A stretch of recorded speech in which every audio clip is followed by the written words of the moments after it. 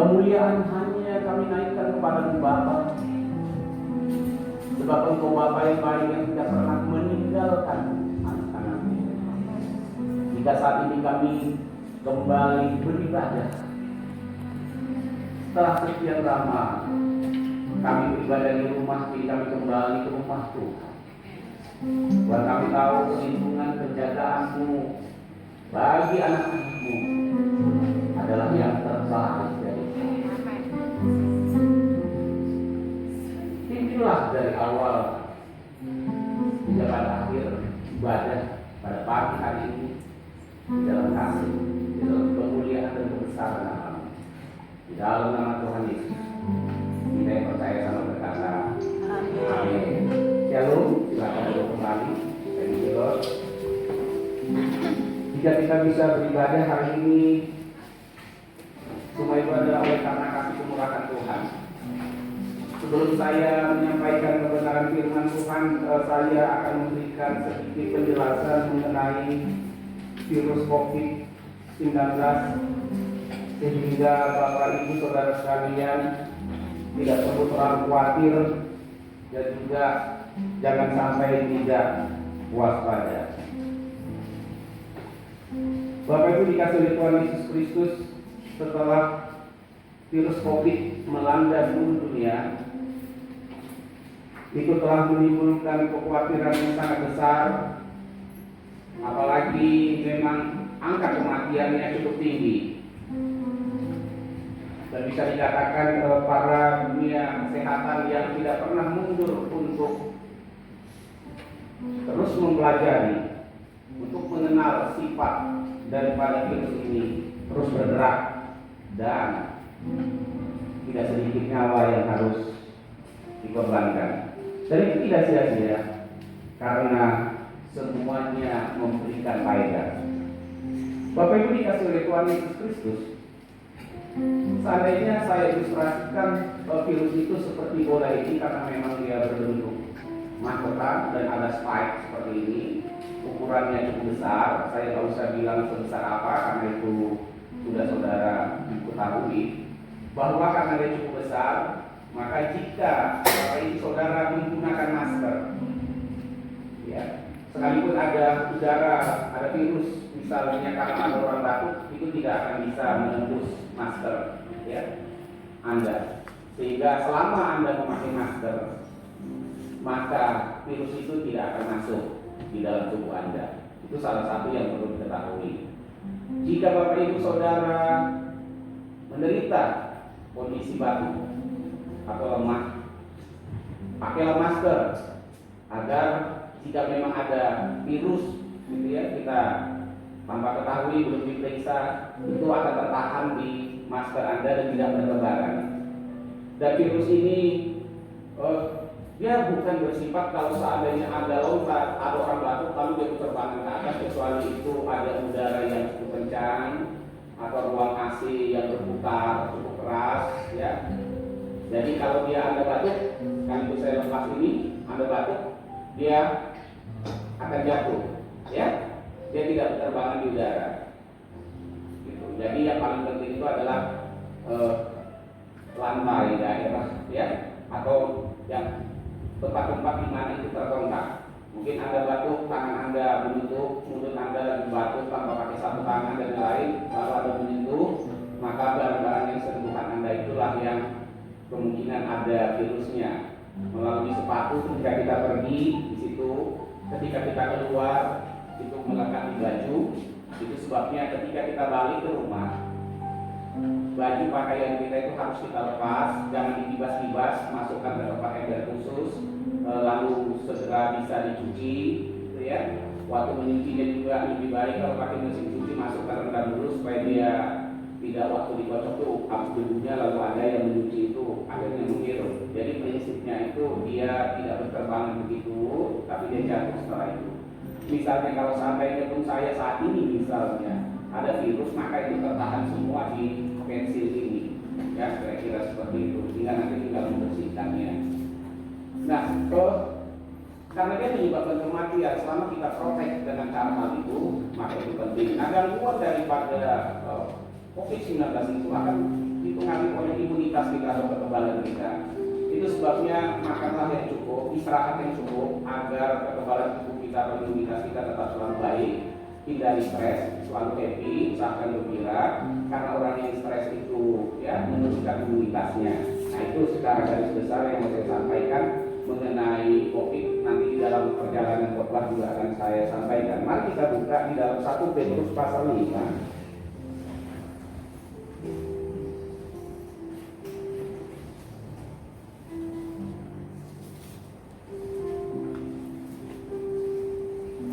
Kita perhatikan 1 Petrus 5 ayat 7.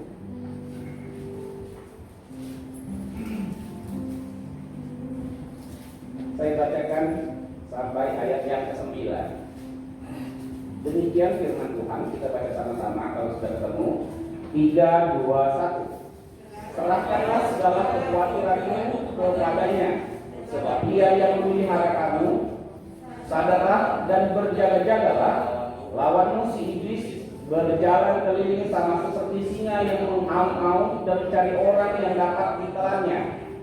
Lawanlah dia dengan iman yang teguh, sebab kau semua saudaramu di seluruh dunia menanggung penderitaan yang sama. Persoalan setelah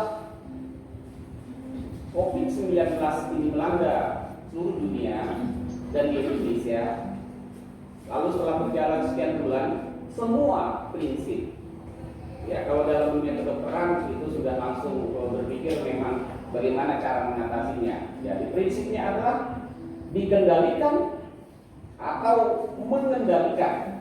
Ya, saya katakan dikendalikan atau mengendalikan COVID-19 merupakan suatu pilihan yang tidak dapat ditawar dalam perjalanan hidup personal atau pribadi, kelompok, komunitas, gereja, negara, dan secara global. Jadi ini satu hal yang penting. Jika kita tidak mengambil pilihan yang tepat, maka kita akan dikendalikan oleh COVID ini dengan segala dampaknya, atau kita yang mengendalikan. Nah, dunia kedokteran berusaha mengendalikan itu melalui pasien-pasien yang ada, dan juga protokol-protokol yang ada adalah untuk mengendalikan COVID. Kalau ditanya apakah bisa dikendalikan, tentu bisa, gitu ya. Makanya angka kematiannya ada, angka kesembuhannya ada, dan sebagainya. Nah, saya berikan tema khotbah ini adalah lawan dampak buruk COVID-19. Saya ulangi lagi, lawan dampak buruk COVID-19. Perjalanan hidup ini dipengaruhi oleh respon dan sikap kita atas sesuatu yang buruk atau yang baik di dalam kehidupan kita. Respon dan sikap kita, baik hal yang buruk maupun yang baik, itu sangat menentukan. Jika kita salah dalam merespon dan menyikapinya, maka yang baik pun dapat berdampak buruk.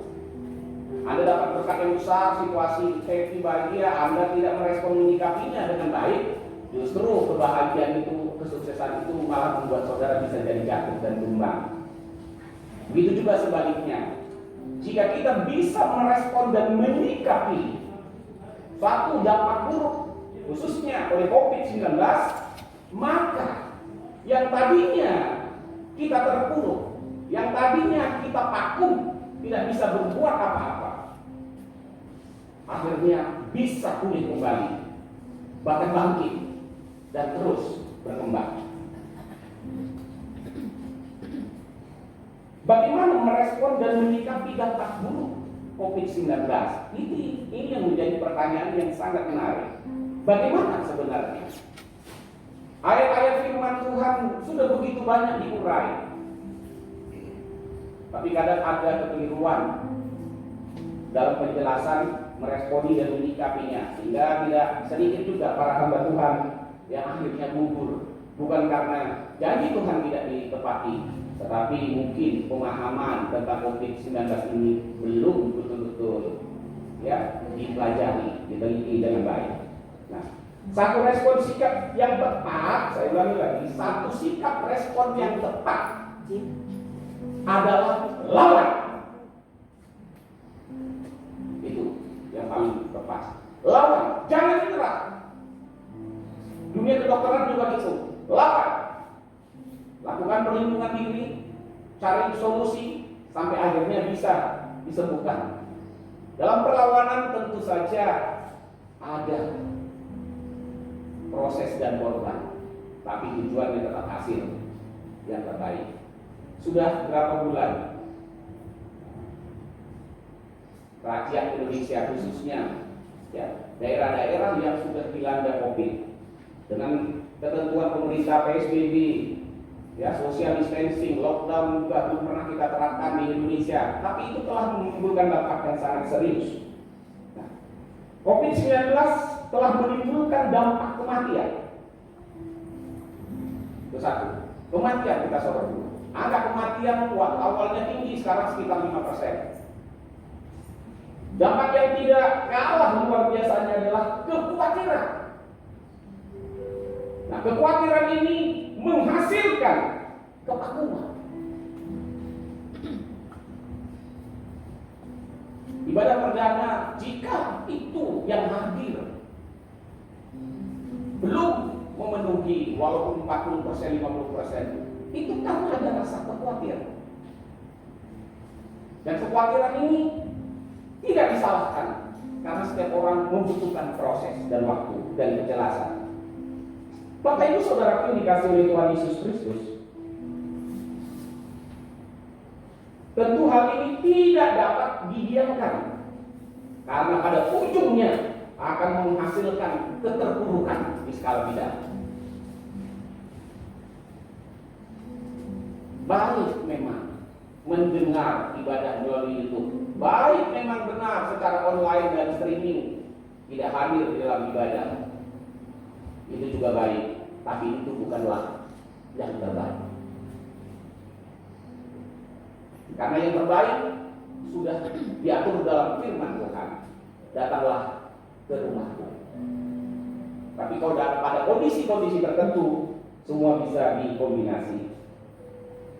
Bapak Ibu Saudaraku dikasihi oleh Tuhan Yesus Kristus, dampak buruk dari COVID-19 bisa kita katakan secara rohani memberikan dampak penurunan kualitas. Walaupun di sisi ada kualitas, tetapi presentasinya pasti lebih buruk atau rendah. Karena tetap orang akan merasa puas ketika mereka datang beribadah ke rumah Tuhan.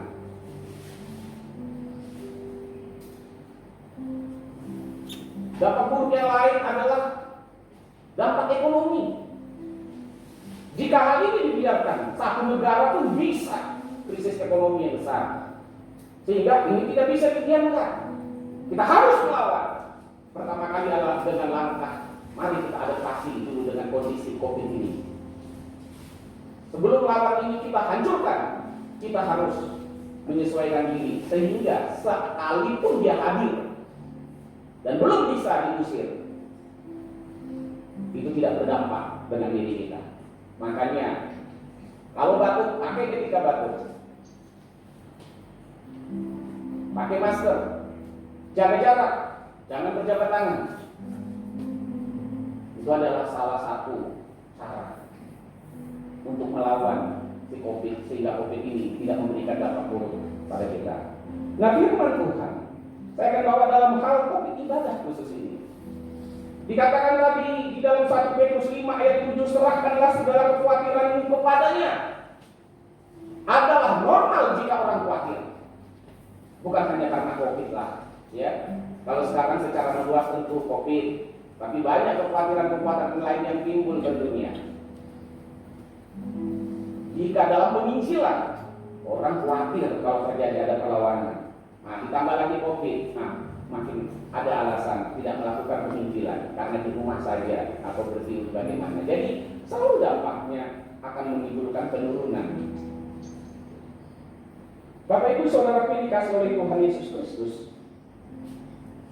dampak psikis ini, yaitu menimbulkan kekhawatiran, ini akan membuat seseorang, gereja, kelompok, negara, jika tidak dilawan atau diatasi, maka dia membuat lemah. Dan jika dibiarkan, menghasilkan ketidakberdayaan dan berujung kepada keputusasaan atau pasrah tanpa daya menerima apapun akhirnya. Ya sudah, di rumah saja. Ya. Lalu toh tetap juga dia orang akan mati. Betul kan? Apakah salah saya kalau saya di rumah saja? Tidak salah. Jika saudara tubuhnya lemah, ya ada kondisi-kondisi tertentu. Tapi jika karena kekhawatiran kena COVID, Anda fit dan lain-lain, saya hanya mengatakan Anda masih membutuhkan proses untuk itu. Lebih mengenal dan mengetahui. Kesadaran akan siapa diri kita perlu kita bangun. Ya, ini penting. Kita harus menyadari hal ini. Serahkan khawatirmu kepada Tuhan. Maka hal ini tidak boleh dibiarkan. Firman Tuhan di dalam 1 Petrus 5 ayat 8. Sadarlah dan berjaga-jagalah. Itu sistemnya. Ketika saudara dan saya khawatir, Tuhan bilang sadar. Karena kekhawatiranmu itu nanti membuat engkau terpuruk. Karena kekhawatiranmu itu nanti membuat engkau berdoa dengan keluh kesah yang tidak habis-habisnya. Oleh sebab itu sadar, itu adalah langkah pertama untuk melawan COVID-19, ya, dampak buruknya. Langkah pertama adalah tumbuhkan dan bangkitkan kesadaran. Kesadaran pertama sekali adalah kesadaran siapa diri kita. Kita harus sadar siapa diri kita. Baik sebagai anak Allah, kita harus sadar saya ini adalah anak Bapa. Jika kita melihat kembali kepada awal kejadian, di mana Tuhan menciptakan, Tuhan sudah mengatakan, baiklah kita menciptakan manusia menurut gambar dan rupa kita, supaya mereka berkuasa. Harusnya kita juga berkuasa atas COVID-19. Amin. Jadi ada kesadaran yang dibangun. Boleh khawatir, wajar, normal. Lalu setelah kekhawatiran, langkah yang ada adalah sadar. Iya ya, siapa diri saya sebenarnya? Kenapa harus seperti ini? Lalu timbulkan pertanyaan-pertanyaan untuk mencari solusi. Jadi jangan tenggelam di dalam kekhawatiran itu berlarut-larut. Jika terus, memang tidak bisa. Tentu saja pemerintah tidak melakukan zona-zona tertentu, tidak akan mengizinkan ibadah dilakukan, tidak akan mengatakan level 1 75% dari kapasitas, level 2 50%, level 3 30%, level 4 tutup. Jadi ada waktu, ada perhitungan-perhitungan jelas sehingga tidak ada lagi orang merasa khawatir. Jalankan ibadah, atur sesuai dengan protokol, jaga kesehatan, maka ibadah pun tetap berjalan. Lalu kita juga harus sadar, selain kita sadar akan adanya Tuhan. Amin. Akan adanya Tuhan yang menciptakan kita.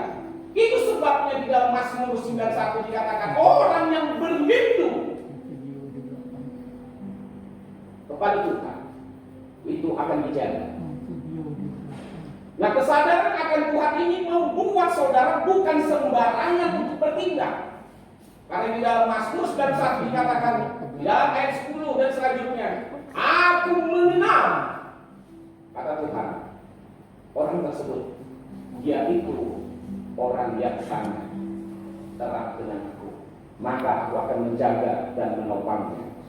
Bapak Ibu dikasih oleh Tuhan Yesus Kristus, ya, kita lihat Mazmur 91 supaya kita tahu persis, agar Mazmur 91 ini dapat dipahami dengan baik. Perhatikan ayat 14. Dikatakan sungguh hatinya melekat kepadaku. Sungguh hatinya melekat kepadaku. Sadar akan diri kita sebagai anaknya. Sadar akan Bapa kita sebagai Tuhan. Lalu kita membangun hubungan dengannya.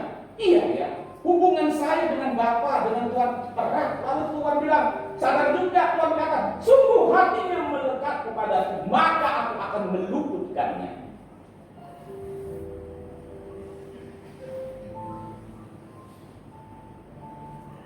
Bagaimana cara Allah meluputkan? saudara dan saya. Dikatakan ayat 11, sebab malaikatnya akan diperintahkannya kepadamu untuk menjaga engkau di segala jalanmu. Saya katakan seperti ini. Malaikat itu bisa aja adalah malaikat sesungguhnya dari alam roh, benar-benar malaikat. Malaikat Gabriel, Mikael, dan segala pasukan yang kita tahu persis yang tidak terhitung banyaknya. Tapi jangan lupa juga ada malaikat-malaikat yang bentuknya bukan roh, tapi malaikat-malaikat yang untuk menolong itu adalah panduan-panduan yang sudah ditetapkan. Saya juga bukan mengatakan bahwa ada keistimewaan misalnya dari seorang dokter atau dunia kedokteran. Kami juga mengatakan bahwa dokter-dokter juga ada bagaikan malaikat-malaikat yang membantu, memberikan arahan, memberikan masukan kepada pemerintah, sehingga pemerintah memberikan anjuran protokol harus bagaimana diterapkan untuk melawan COVID-19. Sehingga malaikat-malaikat yang berbentuk, saya katakan, timbul memberikan pertolongan melalui ilmu pengetahuan dan pengorbanan. Itu juga jangan sekali-kali kita abaikan. Maka kita pun bisa diluputkan. Bapak Ibu Saudara yang dikasihi oleh Tuhan Yesus Kristus, jika hal ini kita lakukan dengan baik, maka kita akan mengerti. Tadi mengenai COVID-19 sudah saya jelaskan. Apa langkah kedua? Langkah kedua dikatakan adalah berjaga-jagalah. Itulah kebenaran firman Tuhan yang kita baca. Berjaga-jagalah. Sudah sadar? Berjaga-jagalah. Pastikan semua yang berkaitan dengan diri kita bangun. Itu akan berjaga-jaga. Kita dirikan. Udah tahu siapa diri kita? Oh ya, saya tahu saya anak bapak, tapi nggak mudah berjaga-jaga sebagai anak. Ya, sikap perilaku kita nggak kita sesuaikan dengan kebenaran firman Tuhan, kita akan. Dan berjaga-jaga itu penting. Itu adalah langkah yang kita buat sebagai anak. Berjaga-jaga juga berbicara hubungan kita dengan Tuhan, sehingga kita harus terus membangun hubungan dengan baik dengan Tuhan. Apapun kondisi dan keadaan yang tidak membuat kita makin jauh, justru makin dekat, sekalipun dengan kondisi COVID-19. Ada dampak buruk, ada dampak positifnya. Yang tadinya berjauhan tidak begitu peduli dengan keluarga atau karena kesibukan, tapi karena ada penetapan PSBB hanya di rumah saja, atau habis kegiatan langsung pulang, bisa bercengkrama dengan istri dan anak-anak untuk membangun kerohanian atau hubungan relationship yang baik. Ini juga sikap berjaga-jaga. Sikap berjaga-jaga dengan mematuhi kebenaran firman Tuhan melalui protokol.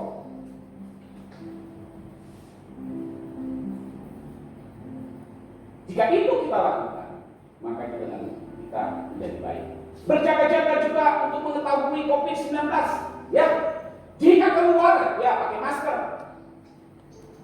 Sebelum memegang wajah, ya cuci tangan. Kalau batuk, ya pakai ketika batuk, pakai tisu dan lain sebagainya. Mandi yang teratur, jaga kebersihan, makan yang cukup, jangan stres. Itu ada sedang berjaga-jaga, membangun diri untuk siap menghadapi apapun. Dia berjaga-jaga. Kalau saudara melihat benteng yang berjaga-jaga belum bertempur, saudara akan melihat bangunan dan strategi yang dibuat siap untuk menghadapi apapun. Nah, saudara juga harus seperti itu. Gereja pun harus seperti itu. Suara 1, 2, 3, 4 boleh saja, tetapi harus berpijak kepada acuan dan pedoman baik kebenaran firman Tuhan, protokol kesehatan, peraturan pemerintah, dikombin semua menjadi satu. Pasti tidak akan ada yang terjadi selama kita ada. Kalau saya ditanya, Pak, apakah kemungkinan di sini saudara akan tertular? Selama saudara memakai ada aturan, tidak akan terjadi hal seperti itu. Sehingga kekhawatiran tidak perlu lagi, berjaga-jaga kita terapkan. Yang ketiga yang terakhir, dikatakan dalam 1 Petrus 5 ayat 9, lawanlah dia dengan iman yang teguh. Disuruh kita melawan. Udah berjaga-jaga, harus melawan. Melawan ini merupakan suatu respon dan tindakan untuk terluput. Saya ulangi lagi, untuk COVID-19 adalah melawan merupakan suatu respon dan tindakan untuk terluput dari dampak buruk 19. Kedua, dan mampu mengatasi dampak COVID-19. Orang yang melakukan perlawanan, maka dia orang yang menang. Orang yang menang tidak akan jatuh. Tanpa adanya langkah melawan sebagai tindakan atas dampak buruk tersebut, maka apapun yang sudah saudara ketahui tentang ini, tentang firman, tentang COVID, tentang PSBB, ya, dan itu sudah Anda pahami dan Anda persiapkan, akan menjadi sia-sia dan tidak ada arti. Sama seperti iman tanpa perbuatan itu nanti. Mengetahui sesuatu tapi tidak bertindak, ya tidak ada gunanya. Dibilang jangan pakai masker, saudara tetap aja disuruh pakai masker, tidak pakai masker. Dibilang cuci tangan dulu, Anda tidak mau cuci tangan, merasa kebal, merasa begini dan yang lain. Gitu ya. Jika kita sendiri itu di lapangan, tidak ada orang lain, tidak ada orang yang kasih, silakan saja. Ya, di tengah lautan sendiri, di hutan, gitu ya. Tapi di dalam lingkungan berkomunikasi, selain ada diri kita, ada orang lain. Amin. Amin.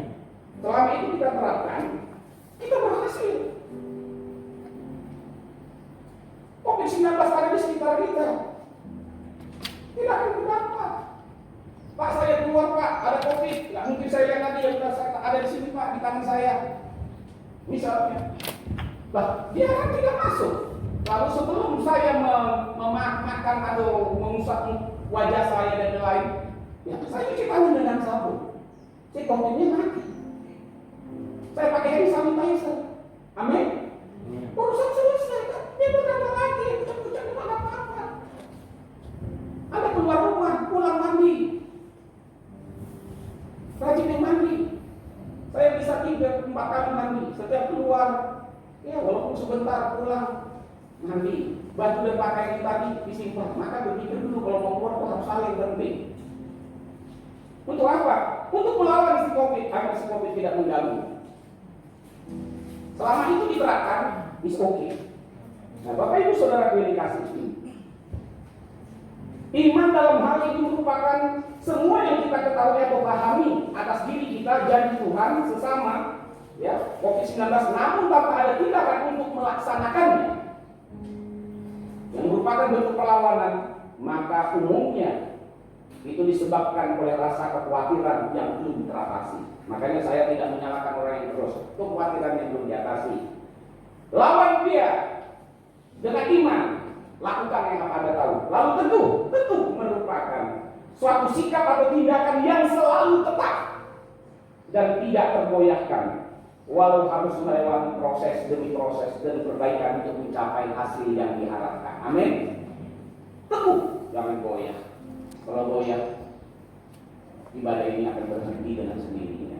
Nah, Bapak Ibu Saudara kasih, kebenaran firman Tuhan ini kita amalkan. Ketika kita melakukannya, kita bisa membenahi diri kita. Amin. Amin. Kita bisa berjaga kemana ke dunia kerja, kita bisa usaha dengan baik. Ketika berusaha harus bagaimana, semuanya kita atur kembali pulih lagi, ekonomi kita, hubungan semuanya itu akan berjalan dengan baik. Amin. Dan Tuhan menyertai dan memberkati kita. Amin. Yang percaya katakan, Amin. amin. Mari kita bangkit berdiri. Thank you Lord. Sebelum saya tutup ibadah ini dengan doa dan sekaligus berkat, saya memberitahukan kepada Bapak Ibu Saudara yang kasih, kotak persembahan itu kami di depan.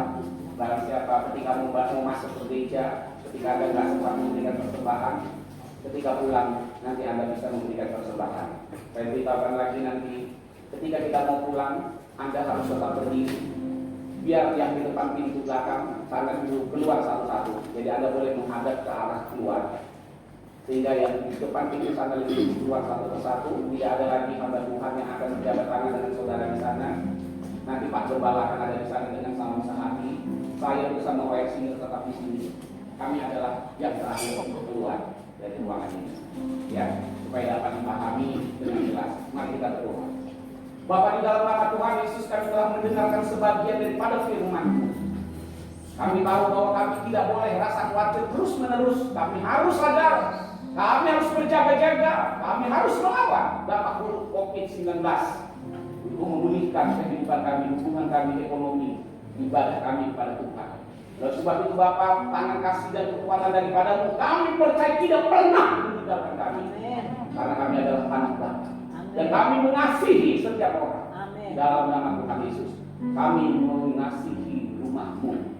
Untuk kami terus beribadah, membuat menjadi lebih baik, dan lebih baik lagi selanjutnya. Sebagaimana Tuhan memperbaiki dan memberkati kami.